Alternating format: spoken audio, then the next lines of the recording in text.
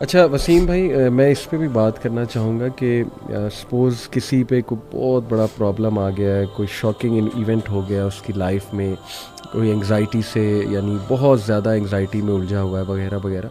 What are some of the things हम list down करें जो उसे हेल्प करेंगी?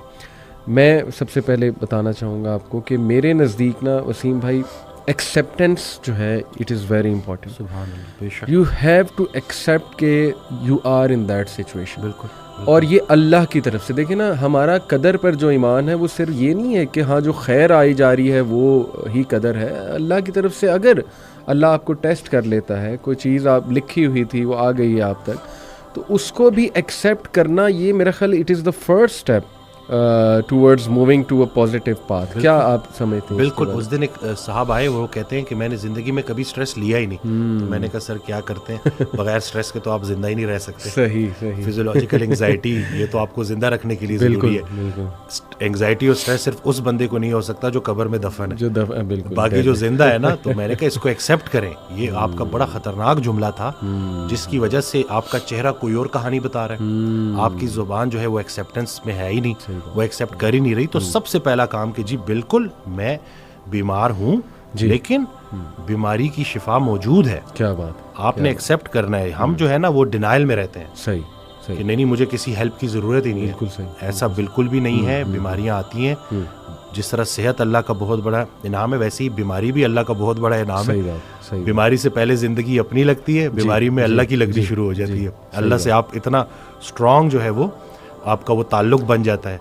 बल्कि और रसूलुल्लाह सल्लल्लाहु अलैहि वसल्लम की हदीस है जिसका मफहूम है कि जब तक इंसान बीमारी के काबू में रहता है उसके हर लम्हे पे नेकी लिखी जा रही होती है। बेशक अल्लाह ताला। बेशक बेशक। तो ये अगर हम जो है उस बीमारी को भी अल्लाह के रेफरेंस से देखें जी जी, तो हम उसको बिल्कुल प्रॉपर तरीके से एक्सेप्ट करेंगे। सही बात। और आहिस्ता आहिस्ता इंशाल्लाह बेहतर दिन भी आएंगे और इंशाल्लाह। जिसको वसीम भाई हम अक्सर बड़ी सख्त आजमाइश समझ रहे होते हैं ना, I think that is the refinement process, not even an आजमाइश।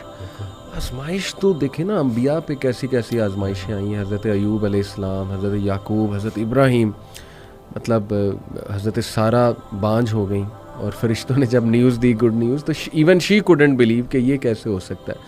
तो हम तो सोच भी नहीं सकते ना उन आजमाइशों का जो अल्लाह ने अपने प्यारों को जिस तरह से आजमाया। आई बिलीव कि वो रिफाइनमेंट प्रोसेस, अल्लाह रिफ़ाइन कर रहा है आपको। अभी रिसेंटली वसीम भाई एक मेरे पास एक सिस्टर का मैसेज आया, तो काफ़ी परेशान थी। शी सेड के मेरे ट्विन्स बच्चे हैं, और भी हैं 2-3 और बच्चे भी हैं उनके, लेकिन दे वर द फर्स्ट बॉर्न। ये ट्विन्स जो हैं, दोनों बेटे हैं। शी सेड कि उन्हें कोई न्यूरोलॉजिकल डिसऑर्डर है, उनकी ना गर्दन नहीं टिकती और हर वक्त यानी ज़ाहिर है कि parents become dependent on such children. तो शी सेड कि उनका इम्यून सिस्टम भी बहुत वीक है, यानी उन्हें हर तीसरे दिन को बीमारी हो जाती है। तो हर वक्त ना हम खपे हुए हैं उनके साथ ही, जो ना हम जुड़े हुए। एंड शी वाज सेइंग कि मुझे नहीं यकीन आ रहा ये मेरे साथ हो गया, और मैं क्वेश्चन करती हूँ इसको, डेली क्वेश्चन करती हूँ कि ये क्यों हुआ मेरे साथ, और मैं अल्लाह से भी पूछती हूँ कि मेरे साथ क्यों। और आहिस्ता आहिस्ता मैं अल्लाह के बारे में थोड़ा सा नेगेटिव भी जो है ना वो होती जा रही हूँ।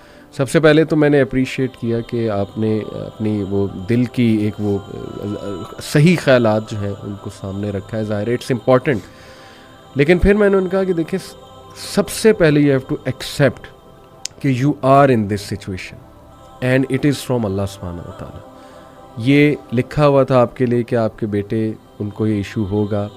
सबसे पहले उसको एक्सेप्ट कर लें एक ठंडी आग भर के।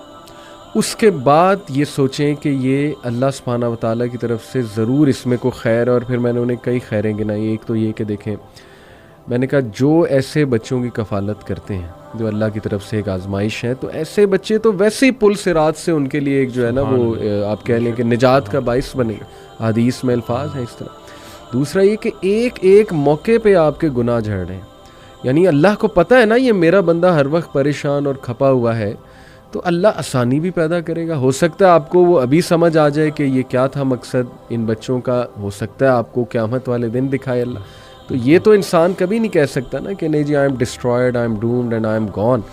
कई लोग हैं वसीम भाई, मैंने उन्हें मिसाल दी उनकी कि अगेन ये भी मिसाल मेरे वो जो क्लोज़ रिलेटिव हैं उन्होंने ही बताई, उनसे मेरी ये गपशप लगी रहती है माशाल्लाह, जैसे अभी आपसे लगाना।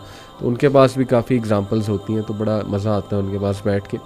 उन्होंने अपने एक और दोस्त की बात बताई कि उनको जो पहला बेटा हुआ वो हैंडीकैप था। और डॉक्टर्स ने जवाब दे दिया कि जी ये या तो इसे वेंटिलेटर से उतार देंगे हम, ठीक है, तो ही इज़ डेड, जब बिल्कुल छोटा था, या ये कि इसका हम थोड़ा बहुत इलाज करते हैं लेकिन he will be handicapped for life, कोई उसको रेयर डिजीज़ थी। इस साइड के नहीं हमारा इस पर बिलीफ नहीं है कि मार दिया जाए। मर्सी किलिंग आपको पता है वेस्ट में एक पूरा कॉन्सेप्ट है, ही साइड के नहीं, मुझे कबूल है ये बच्चा। और वसीम भाई वो कहते हैं कि मैंने आज तक उस बंदे के मुंह पे शिकायत नहीं देखी, and he loves his son so much. 6 साल 7 साल का वो बच्चा हो गया, यानी वो इतनी एफर्ट कर रहा है ना वो बंदा अपने बच्चे के लिए। उसने घर भी ऐसा ख़रीदा जिसमें लिफ्ट लगवाई, ठीक है, वो लिफ्ट से अपने बच्चे को नीचे लाता है, गाड़ी में सीट ऐसी बनवाई कि उसका बच्चा बैठ सके कंफर्टेबल, यानी he is doing so much for his child. Do you think अल्लाह ताला उसकी तमाम एफर्ट्स वेस्ट कर देगा? अल्लाह ताला उसको जज़ा नहीं देगा। अल्लाह कहता है कि ज़र्रा बराबर भी नेकी करोगे ना मैं सामने ले आऊँगा, और ज़र्रा बराबर भी बुराई की होगी मैं उसको भी सामने ले आऊँगा। और अल्लाह कहता है कि इस मोहसिनीन को तो अल्लाह फिर ऐसे रिवॉर्ड करेगा कि आप जो है वो सोच भी नहीं सकते। तो देखें ऐसी मिसालें भी हैं वसीम भाई कि who are in that situation boldly and bravely they have accepted that situation. We have to be brave in life. कभी कभी ना एक जुमला ही वसीम भाई काफ़ी होता है किसी के लिए। मेरे एक दोस्त हैं, उनकी बेटी जो है इकलौती बेटी हैं, उनको खुला मतलब अभी रिसेंटली उन्होंने बड़ा उनके साथ हादसा हुआ, बहरहाल वो जो भी मामला था, लेकिन ये कि बड़े दुखी थे। तो उन्होंने मेरे से काफ़ी डिटेल में बात की। तो अभी रिसेंटली मैं उनसे मिला ना तो बड़ा खुश थे माशाल्लाह। और ख़ुद उन्होंने बताया कि अली भाई यकीन करें आपका एक जुमला जो है ना वही मेरे लिए काफ़ी था। मैंने कहा अच्छा कौन सा जुमला, क्योंकि मुझे भी नहीं याद था, मैंने तो काफ़ी बातें की थी। कहते नहीं वो एक जुमला, कहते आपने सबसे पहले मुझे कहा था कि लिसन बी ब्रेव, बहादुर बने, जो हो गया है उसको फेस करें, अल्लाह ताला बेहतर करेगा। कहते बस that's it, I became brave. अल्लाह से मैंने कहा अल्लाह मुझे बहादुर बना दे, मुझे सकत दे दे ये सिचुएशन एक्सेप्ट करने की।